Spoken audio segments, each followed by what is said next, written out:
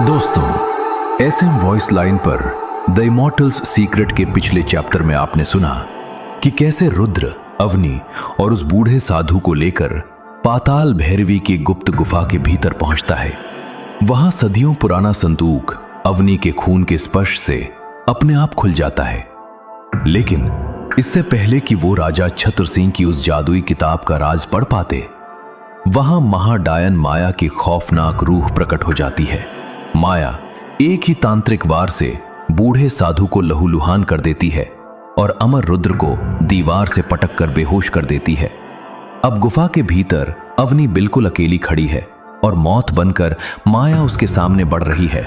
अब सुनिए चैप्टर 9।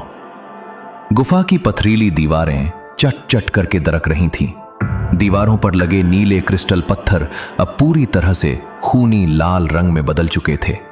हवा में सड़े हुए मांस और जलते हुए गंधक की एक तीखी बदबू फैल चुकी थी। महाडायन माया की रूह जमीन से 2 फीट ऊपर हवा में तैर रही थी। उसके सफेद लंबे नाखून अवनी की गर्दन की तरफ धीरे धीरे बढ़ रहे थे। उसकी काली और खोखली आंखों से नफरत की आग उबल रही थी। रत्नावती, देख, तेरी आंखों के सामने तेरा वो अमर आशिक बेजान पड़ा है और वो बूढ़ा कीड़ा अपनी आखिरी सांसें गिन रहा है। अब इस पाताल भैरवी की गुफा में तुझे मुझसे बचाने वाला कोई नहीं है।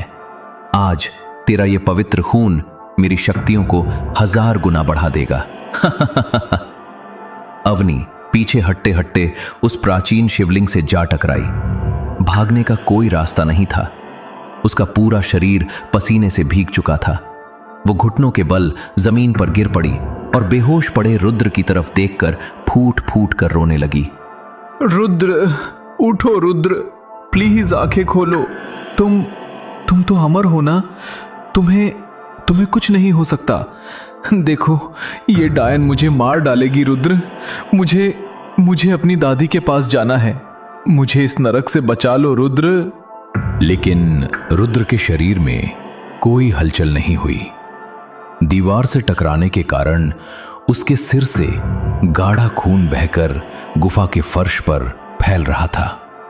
माया की रूह अब अवनी से सिर्फ 1 इंच की दूरी पर थी।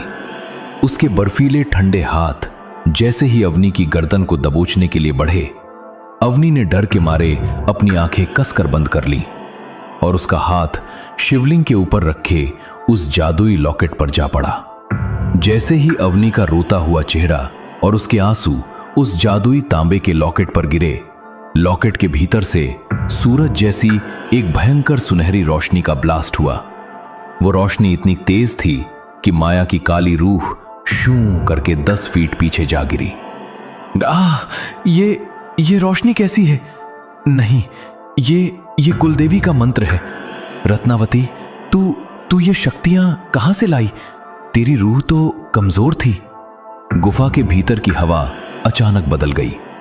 अवनी, जो अभी तक एक डरी हुई आम लड़की की तरह रो रही थी, वो धीरे धीरे जमीन से उठकर खड़ी हुई। लेकिन जब उसने अपनी आंखें खोली तो वहां अवनी नहीं थी।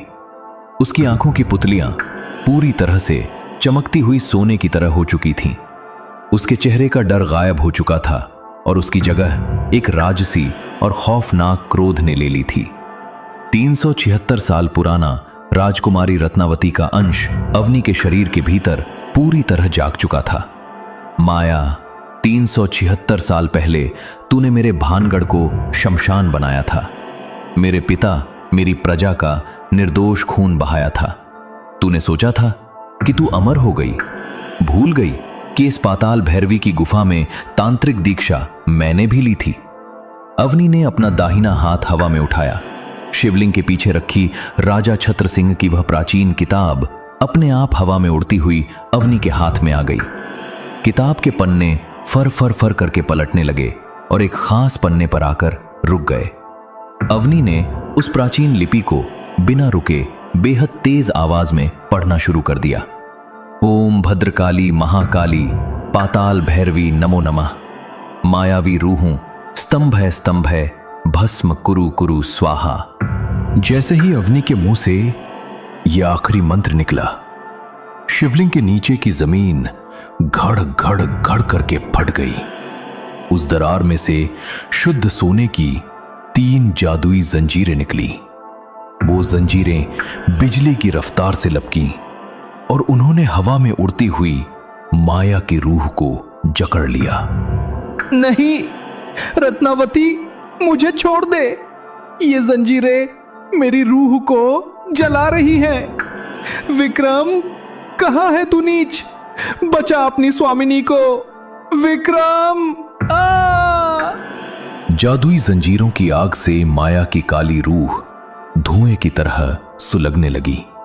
वो दर्द से तड़प रही थी, लेकिन अवनी का क्रोध शांत नहीं हुआ था। उसने किताब से देखकर जैसे ही अगला मंत्र पढ़ने के लिए अपना हाथ आगे बढ़ाया, एक भयंकर धमाके के साथ टूट गया। धुएं और पत्थरों के मलबे को चीरते हुए विशाल योद्धा विक्रम गुफा के भीतर दाखिल हुआ।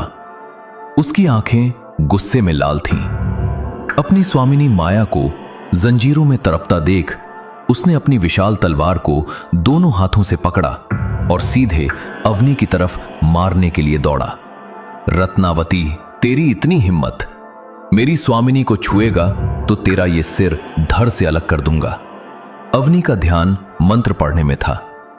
विक्रम की तलवार अवनी के सिर से सिर्फ कुछ इंच की दूरी पर थी। अवनी उस वार को नहीं रोक सकती थी, लेकिन ऐन उसी वक्त फर्श पर बेहोश पड़े रुद्र की आंखें खुली। उसकी आंखों में नीली जादुई रोशनी वापस लौट चुकी थी। रुद्र ने चीते जैसी फुर्ती से जमीन से छलांग लगाई और अपनी ढाल विक्रम की तलवार के आगे अड़ा दी। झटके के कारण विक्रम 5 कदम पीछे हटा। रुद्र अवनी के आगे अपनी नंगी तलवार लेकर एक चट्टान की तरह खड़ा हो गया था। उसके सिर से अभी भी खून बह रहा था, लेकिन उसकी आंखों में साक्षात काल का वास था। विक्रम, 376 साल पहले तूने मेरी पीठ पर वार किया था। आज मुकाबला बराबरी का होगा। आज इस गुफा से या तो तू बाहर जाएगा या राजा छत्र सिंह का बेटा रुद्र प्रताप। क्या अमर रुद्र महाबलशाली विक्रम को इस आमने सामने की लड़ाई में धूल चटा पाएगा? क्या रत्नावती के रूप में जागी अवनी डायन माया की रूह को हमेशा हमेशा के लिए पाताल में दफन कर पाएगी? और उस लहूलुहान बूढ़े साधु का आखिरी राज क्या सामने आएगा? जानने के लिए सुनते रहिए द इमॉर्टल्स सीक्रेट का अगला और सबसे बड़ा युद्ध वाला चैप्टर सिर्फ और सिर्फ SM वॉइस लाइन चैनल पर। दोस्तों, आज अवनी का यह रौद्र रूप और रुद्र का यह कमबैक आपको कैसा लगा? कमेंट बॉक्स में अपनी राय लिखना मत भूलना। अगर इस चैप्टर ने आपके रोंगटे खड़े कर दिए हों तो वीडियो को एक बड़ा सा लाइक दें, चैनल को सब्सक्राइब करें और अपने दोस्तों के साथ शेयर करना ना भूलें। मिलते हैं अगले धमाकेदार चैप्टर में। तब तक के लिए सुनते रहें SM वॉइस लाइन।